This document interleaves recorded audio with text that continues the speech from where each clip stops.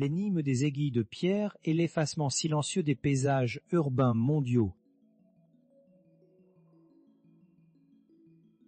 Le point de départ de cette longue investigation ne s'est pas manifesté par un coup de théâtre ou par la découverte soudaine d'un document confidentiel bouleversant les fondements du savoir historique actuel.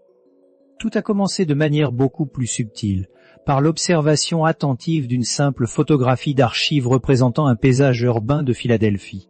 Sur ce cliché, on pouvait distinguer une tour haute et particulièrement élancée, directement adossée à un bâtiment officiel dont l'architecture présentait des ornements complexes, bien au-delà de toute nécessité utilitaire ou administrative évidente.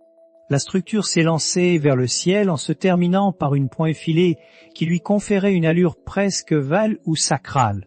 Une étrange impression de déjà-vu s'est alors installée, une certitude absolue d'avoir déjà croisé cette silhouette précise, bien qu'aucun voyage n'ait jamais été effectué dans cette mépole de Pennsylvanie.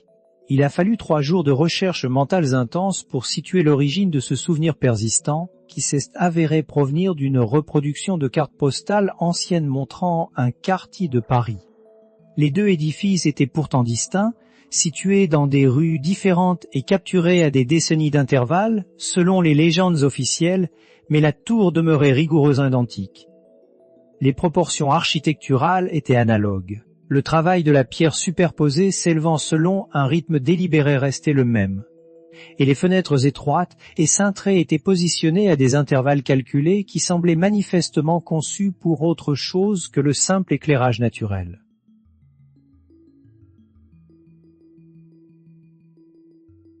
Face à une telle similitude, la première réaction logique a été de convoquer l'hypothèse de la coïncidence culturelle ou de l'influence stylistique. La discipline historique enseigne traditionnellement que les modes architecturales voyageant, que les styles migrant au gré des échanges internationaux et que les bâtisseurs s'inspirent mutant d'un continent à l'autre. Cette explication rationnelle a longtemps été acceptée sans réserve, mais le doute s'est insinué et a poussé la recherche à tirer sur ce fil conducteur invisible. En plongeant plus profondément dans l'étude de l'architecture civique de la seconde moitié du XIXe siècle, en délaissant volontairement les grands monuments célèbres que tout le monde photographie pour se concentrer sur les structures secondaires, les bâtiments utilitaires et les tours flanquant les gares ferroviaires, les usines des eaux ou les hôtels de ville, l'argument de la simple transmission de modes a commencé à montrer de sérieuses faiblesses, ce qui s'est révélé au fil des examens de documents d'une théorie du complot, mais s'apparentait plutôt à un modèle structurel récurrent, à une régularité géométrique et technique qui défiait les lois du hasard. En science comme en observation documentaire, les motifs répétitifs possèdent une signification propre et ne mentent pas lorsqu'ils se manifestent à grande échelle. Ces édifices verticaux méritent que la recherche scientifique s'y attarde de manière exclusive et rigoureuse avant de poursuivre l'analyse globale. Entre les années 1930 et 1900, le paysage du nord des États-Unis s'est couvert de centaines de ces structures élancées, ostensiblement construites pour répondre au développement des réseaux de distribution d'eau potable. L'explication officielle fournie par les archives administratives de l'époque se veut à la fois élégante, pragmatique et parfaitement satisfaisante pour l'esprit moderne. Il s'agirait de châteaux d'eau ou de colonnes de charge destinées à maintenir une pression hydraulique constante à travers les canalisations de la ville. Les principes de la physique et de l'ingénierie civile s'allient ici pour offrir une justification rationnelle définitive, le genre de réponse technique qui referme une porase et des questions ultérieures. Pourtant, cette belle construction intellectuelle s'effondre dès que l'on examine la morphologie réelle de ces bâtiments.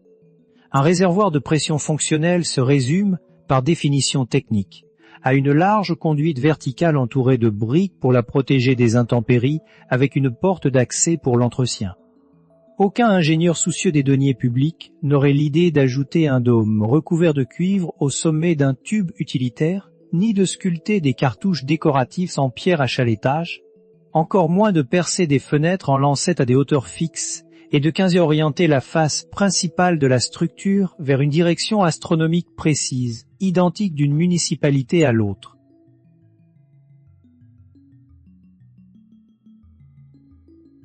Le constat devient encore plus déroutant lorsque l'on réalise que ces caractéristiques complexes se répètent de manière uniforme dans des dizaines de villes américaines, indépendamment des architectes attitrés, des entreprises de construction locales ou des alternances politiques des gouvernements municipaux.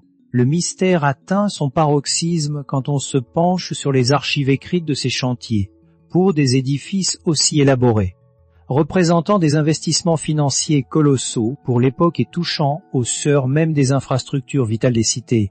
La bureaucratie de l'ère victorienne aurait dû produire de documents, des plans d'architectes détaillés, des registres de comptes, des validations de budget et des correspondances officielles. Or, dans la majorité des cas, la documentation s'avère pratiquement inexistante. Ce vide administratif complet soulève une question vertigineuse. Et si l'absence de registre de construction s'expliquait simplement par le fait que ces tours n'avaient jamais été bâties par les municipalités qui s'en attribuaient la paternité? L'hypothèse que ces monuments étaient déjà en place à l'arrivée des colons et des urbanistes modernes, puis discrètement intégrés au tissu urbain existant et dotés d'une fonction officielle de commodité pour éviter des débats historiques insolubles, commence à prendre un relief troublant. Ce grand silence documentaire aurait pu être interprété comme une simple anomalie locale ou le reflet de la désorganisation chronique des archives municipales américaines du XIXe siècle. Toutefois, l'investigation a rapidement démontré que le phénomène dépassait largement les frontières des États-Unis, déplaçant le regard vers l'Europe centrale, notamment à Prague, Budapest, Cracovie ou Varsovie, des villes réputées pour la rigueur séculaire de leurs institutions et la conservation méticuleuse de leurs registres historiques. Le même modèle architectural réapparaît avec une présence concertante. On y retrouve les mêmes rapports de proportion, le même lexique ornemental, les ouvertures étroites disposées selon les mêmes espacements verticaux et les éléments métalliques patinés par le temps au sommet. Dans ces archives européennes pourtant si denses, on se heurte à la même volonté apparente de survoler les détails des fondations de ces bâtiments. Bucarest, les plans directeurs du début du XXe siècle mentionnent une tour reliée à ce qui est qualifié de vieux bâtiment administratif annexe. Cette formule floue et prudente semble avoir été choisie par les scribes de l'époque pour masquer l'incompréhension générale entourant la destination première de l'édifice ou pour lisser une réalité historique complexe.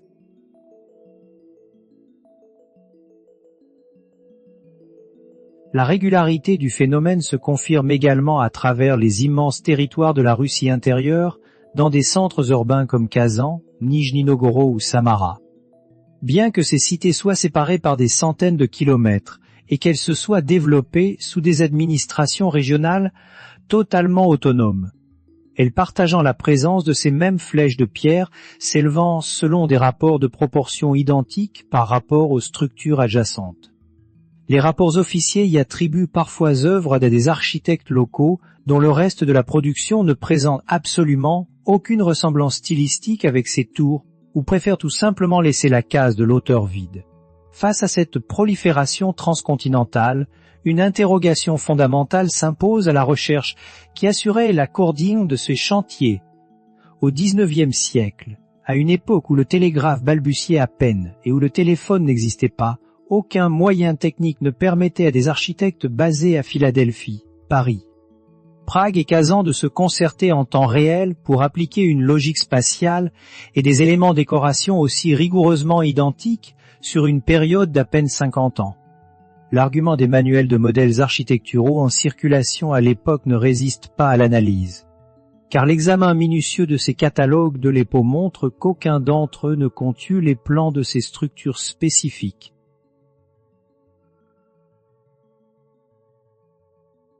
Pour comprendre l'ampleur de cache ce silence historiographique, une simple méthode d'analyse cartographique comparative s'avère particulièrement révélatrice.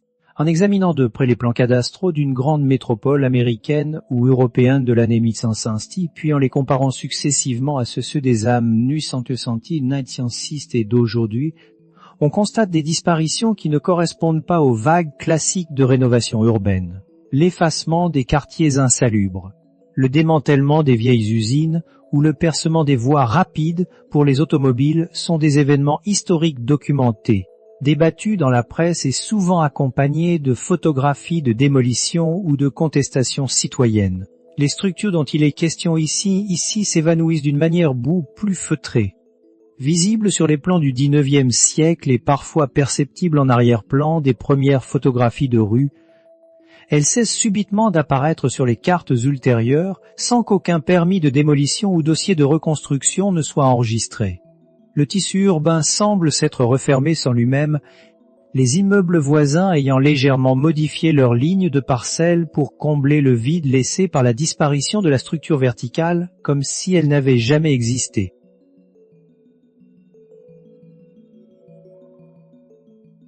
Saint-Louis, le croisement systématique des cartes d'assurance incendie sans bord, des relevés d'une précision chirurgicale effectués bâtiment par bâtiment pour les calculs de risque. Pour les années et 1806, et 1800 et 1801 a mis en lumière une anomalie statistique flagrante. Entre la première et la deuxième étude de terrain, 14 structures désignées uniquement par la mention tour, brique, fonction inconnue ont totalement disparu d'un seul et même district urbain en l'espace de moins de 20 ans. Les documents de 1800 ne font mention d'aucune démolition récente et ne justifient pas la reconfiguration des limites de propriété qui occupant désormais le sol. Cette désignation de fonction inconnue revient avec une fréquence anormale sous la plume d'arpenteurs professionnels dont le métier consistait précisément à classifier de manière chaque élément de la ville. Ces experts aient été incapables de déterminer l'usage de ces monuments ou qu'ils aient délibérément choisi de ne pas inscrire leurs soupçons dans des registres officiels témoigne malaise profond. La recherche scientifique se doit de rester prudente et de ne pas formuler de conjectures hâtives sur la destination finale de ces pierres. Mais elle doit impérativement s'interroger sur les raisons pour lesquelles leur retrait n'a laissé aucune trace écrite dans des cultures administratives obsédées par l'archivage du moindre faire-bain.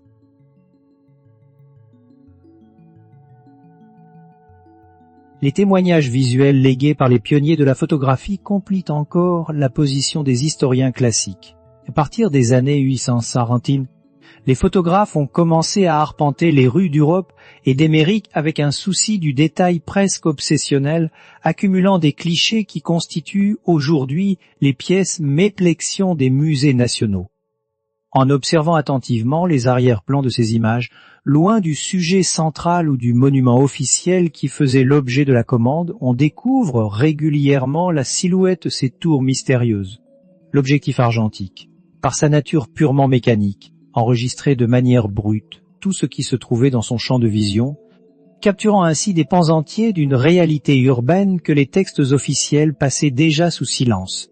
Le catalogage méthodique de ces détails d'arrière-plan sur plusieurs mois a révélé un profil des villes de la fin du XIXe siècle sensiblement différent des illustrations épurées et manuels scolaires. Les panoramas de l'époque apparaissent beaucoup plus denses, en structure verticale, disposés selon des intervalles réguliers qui évoquent immédiatement une planification spatiale globale. Une logique d'implantation à grande échelle qui ne répondait ni au hasard esthétique ni aux besoins infrastructurels répertoriés de l'époque. Puis, de manière très curieuse, ces silhouettes commencent à s'amenuiser sur les clichés pris après 1801, laissant place au début du XXe siècle à la ligne d'horizon familière composée d'églises, de cheminées, de dômes et officieuses. Ce ne sont pas les techniques photographiques qui ont évolué, mais bien la structure même des cités qui a été profondément modifiée.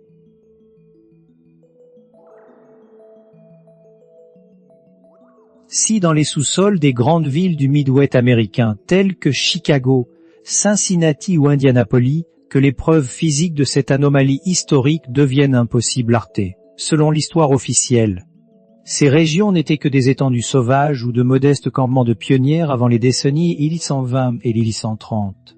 Pourtant, lors de grands travaux de terrassement contemporains pour la construction de gratte-ciel, les excavatrices se sont heurtées à plusieurs reprises à des structures de fondation qui contredisent totalement ce récit linéaire. Les rapports internes des entreprises de travaux publics et de rares articles d'archéologie locale font état de la découverte de soubassements en pierre de taille assemblés sans aucun mortier, selon des techniques de construction et un degré d'altération des matériaux qui évoquent des traditions architecturales européennes très anciennes ou des méthodes précolombiennes oubliées. Ces vestiges massifs se situaient précisément sous des parcelles où, selon les registres fonciers, aucun bâtiment n'avait précédé la première structure coloniale du Dignum, si Napoli. Les travaux d'érection d'un complexe de bureaux en centre-ville durant les années 1500 ont mis au jour une base en pierre circulaire de près de 12 mètres de diamètre, enfouie à une profondeur suggérant une ancienneté bien supérieure à celle des couches sédimentaires environnantes. L'accès au rapport d'excavation initial a nécessité de longues démarches administratives, les services d'archives ayant affirmé à plusieurs reprises qu'un tel document n'existait pas. Le texte décrivait la structure comme hautement anormale et préconisait des fouilles archéologiques, mais aucun chantier de recherche n'a jamais été ouvert et les travaux de construction ont repris selon le calendrier prévu. Cet usage systématique d'éléments de langage administratif prudent montre une volonté constante de clore le débat plutôt que de l'ouvrir.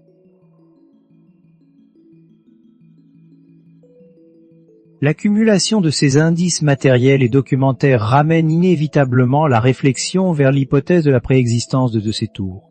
Se pourrait-il qu'elles aient été intégrées aux structures urbaines modernes, habillées de façades conformes, au goût du jour victorien et dotées d'un historique de construction fabriquée de toutes pièces pour standardiser le passé? L'examen de la configuration géométrique de ces édifices apporte un éclairage crucial à cette problématique.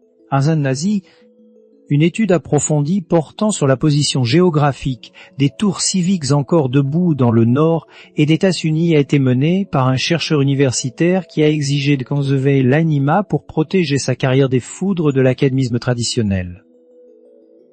Les mesures relevées sur le terrain n'ont révélé que sur 43 structures étudiées, 31 présentaient d'une face principale orientée à moins de 5 degrés, pré-grécable, c'est-à-dire l'est astronomique correspondant au lever du soleil lors de l'équinoxe, et non les magnétiques indiqués par une boussole. Sur un échantillon purement aléatoire de bâtiments bas, la probabilité statistique d'obtenir une telle convergence astronomique est infime, ce qui démontre l'existence d'un impératif de conception extrêmement rigoureux et partagé par l'ensemble des maîtres-œuvre de ces chantiers à travers le monde.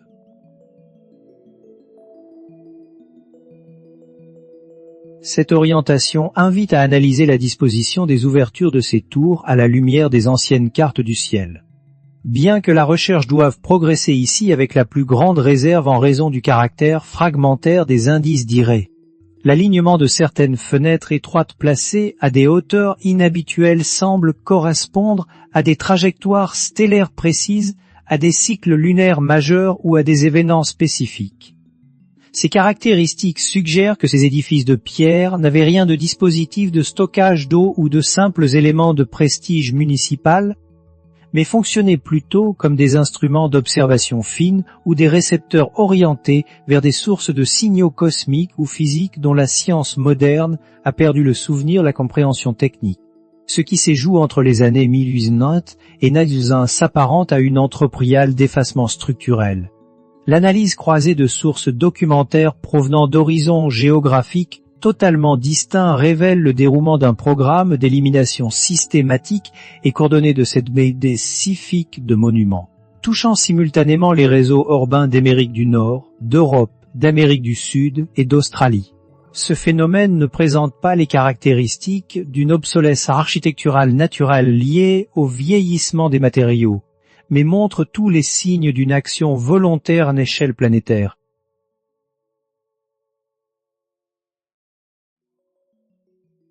À Cincinnati, les registres de démolition municipaux révèlent une concentration anormale de permis délivrés entre 1900 et 1902 pour le démantèlement de grandes structures verticales non religieuses. Un calendrier extrêmement resserré qui ne correspond en rien au cycle habituel du renouvellement urbain. Au même moment, à Buenos Aires, sous couvert d'une politique de modernisation inspirée des grands travaux parisiens du baron Haussmann, le tissu urbain subissait une transformation radicale. Les relevés topographiques antérieurs à Miquelet montrent la disparition rapide de structures élancées au profit de grands édifices civiques de style beaux-arts. Si le discours historique officiel vante la volonté des élites argentines de transformer leur capitale en une réplique de Paris, L'examen minutieux des plaques photographiques anciennes révèle que les monuments sacrifiés présentaient exactement le même profil architectural que les tours américaines européennes. Cette simultanéité d'action se vérifie également dans les archives coloniales de Sydney, Melbourne ou le Cap. Des administrations impériales n'entretenant aucun lien direct entre elles ou avec les municipalités de Cincinnati et de Buenos Aires ont procédé au nettoyage de leurs paysages verticaux dans la même fenêtre temporelle d'une vingtaine d'années. En tel niveau de synchronisation pose la question fondamentale des instances de décision et de coordination qui ont orchestré cette restructuration mondiale de l'espace public sans citer le moindre débat à la presse bas dans l'après-l'époque ni provoquer vague de protestation de la part des citoyens. L'étude de l'histoire humaine montre que l'oubli fait partie intégrante du cycle des civilisations. La perte des secrets de fabrication du béton romain, la destruction des manuscrits de la bibliothèque d'Alexandrie ou l'effacement des techniques de navigation astronomique des anciens peuples polynésiens s'expliquent par l'usure du temps. Les catastrophes naturelles ou l'interruption des transmissions orales. Le phénomène observé autour de ces tours est d'une nature fondamentalement différente, il ne s'agit pas d'un effacement passif et progressif, mais d'une rature administrative délibérée et globale. L'absence de discussion, de rapports de force politique ou de simples chroniques locales concernant la disparition de milliers d'édifices majeurs à travers 6 continents constitue en soi l'élément le plus déroue cette enquête.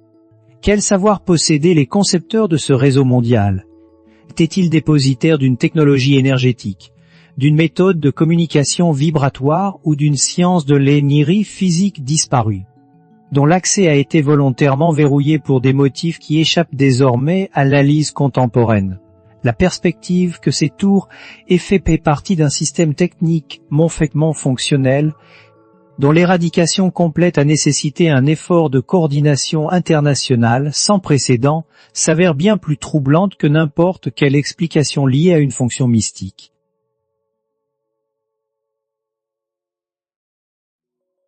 Toutes les pistes convergent invariablement vers ces 2 édifices de Philadelphie et de Paris dont l'analogie visuelle a déclenché cette longue quête documentaire. Malgré l'accumulation des données géographiques, des relevés astronomiques et des anomalies d'archives, la recherche n'est pas plus proche d'une conclusion définitive qu'au premier jour. Face à une énigme d'une telle ampleur, la seule posture scientifique valable consiste à accepter l'anomalie plutôt que de tenter de la masquer sous des explications historiques simplistes et rassurantes qui ne cadrent pas avec qualité physique du terrain. Qu'étaient réellement ces aiguilles de pierre? Qui les adressaient aux 4 coins du globe avec cette régularité de proportion et cette beauté architecturale monumentale? Quels signaux captent-elles à travers leurs fenêtres profilées? Une fois que l'esprit a appréhendé la réalité de ce motif et constaté le vide sidérant des archives officielles, il devient impossible de feindre l'ignorance. Le modèle structurel existe bel et bien, l'effacement est une réalité historique palpable, et le grand silence administratif continue de résonner au tueur des métropoles modernes, là où les pieds de fondation, perturbables et toujours fidèlement orientés vers l'équinoxe, attendent sous le bitume.